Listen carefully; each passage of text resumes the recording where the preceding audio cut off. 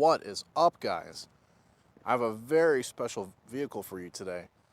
I don't come by these too often. This is a 2024 Jeep Wrangler Rubicon 392. I can't believe they put the 6.4 liter Hemi in a Wrangler from the factory. No aftermarket nonsense or anything. This thing is, it's very cool. Let's see if the interior is equally as cool. Let's check it out.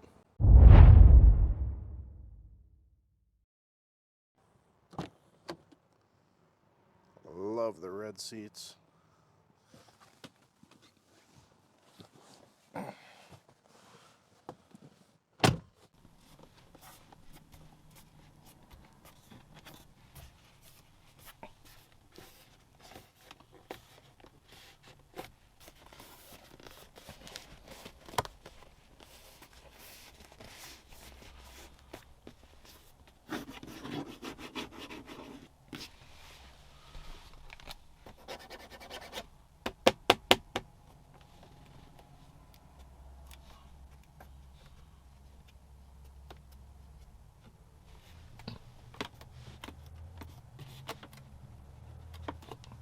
Just a little plasticky in the back seat, but fit and finish is good so far. So let's check out the door handle and see how the front does.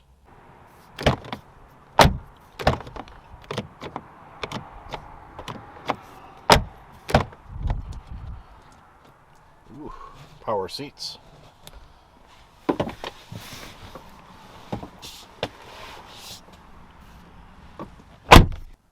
Only 10 miles. Let's do this.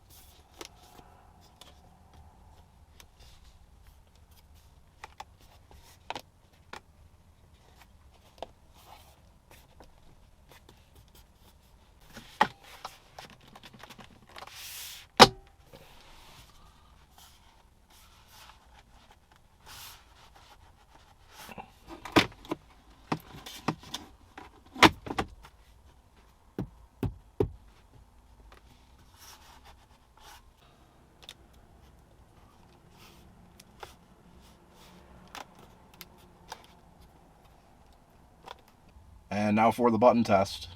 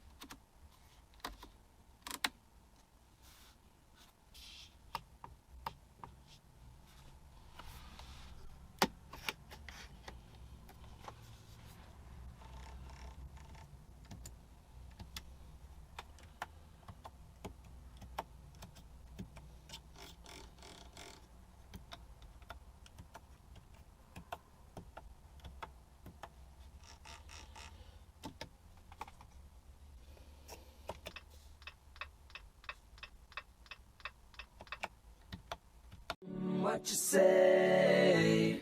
Oh, that you only meant when.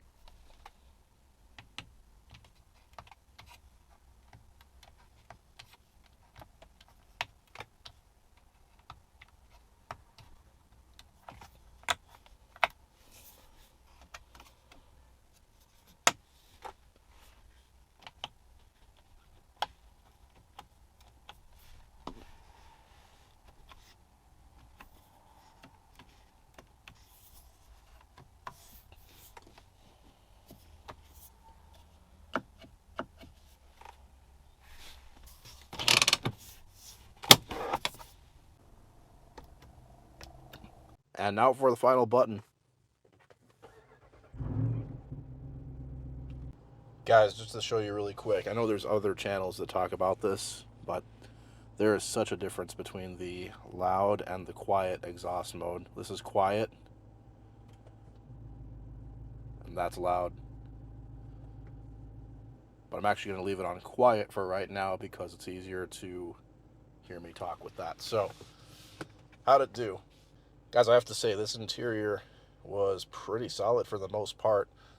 There was just a little bit of noise coming from the gauge cluster area and from the air vents by the climate controls.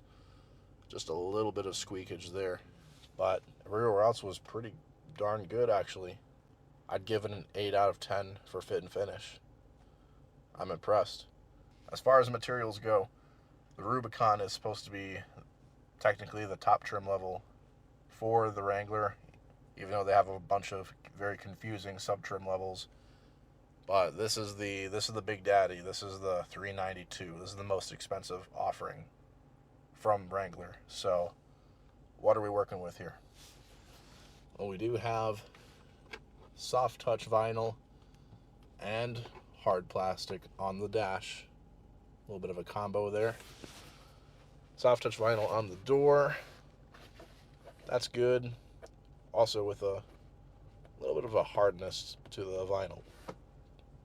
Gotta mention that. And then I don't think there's really a main trim in here, unless you count this part, which is just, well, basically another plastic. It almost looks like carbon fiber, but it's not. And then it has a little bit of a stitching in here. This is red in other Rubicons. The seats are in fact real leather, and they feel pretty good. I mentioned this before, I kind of like red seats. Some people think they're tacky. I don't mind them too much, and you have the Rubicon 392 stitched in the backrest. I think that looks pretty good. Technically, there is no headliner in this car, but we do have a plastic sun visor, and it is a very hard plastic, to say the least. And then the buttons and the switchgear in this car are pretty okay. They're a little different than the other Jeep models. The buttons that go inside of the Wranglers and Gladiators are a little different. They don't feel terribly special, but they don't feel that bad either. This car gets these alright sized metal paddle shifters. That's kind of neat, but I don't think a ton of people are really going to use these, especially in a car like this. And one thing to keep in mind is these buttons are designed to get wet, so you could theoretically hose down an interior of a Jeep Wrangler, and there are drain plugs below the floor to let the water out. So these buttons and even the electronics in this car have to be somewhat waterproof for that reason. So I can give it a pass, even though it's not perfect, but it looks nice enough. I do like the gear lever in these JL Wranglers. It's got the little knurling down here with the old school Jeep on here. If you're a Jeep person, you already know all these cars have tons of little Easter eggs. Like you can see a little guy in the corner there. Yeah, materials wise, not bad. I'd give it a 6 out of 10. So there you guys have it. Your final score is 8 out of 10 for fit and finish, 6 out of 10 for materials. Please let me know your thoughts. I did not drive this car, but I did drive a different 392 Wrangler, and oh boy, these cars have balls. These cars are so much more fun than a standard Rubicon, especially with that exhaust. They did a fantastic job with the engine and the exhaust. This is kind of an old engine, remember, too. It's been around. The 6.4 liter Hemi V8 has been around for a while. But if it ain't broke, don't fix it. Good motor and with good exhaust makes this car very desirable. These things are like 90 something grand starting price, but I think it's worth it. I anticipate, just like the other Wranglers, these are going to hold their value for quite some time. You know, these are going to still be pricey on the used car market. That's just my guess. I could be entirely wrong, though, because this is another $30,000 on top of a non-392 Rubicon. But holy hell, I think it's worth it. Plus, it's all factory. You get a warranty with it and stuff. It's not a Frankenstein engine or anything like that. So, good car. It drives just like a Wrangler, but with a crazy engine. It drives how you think it does. Anyway, cool car. Let me know what you guys think, and I'll catch you next time. Thank you for watching. Peace.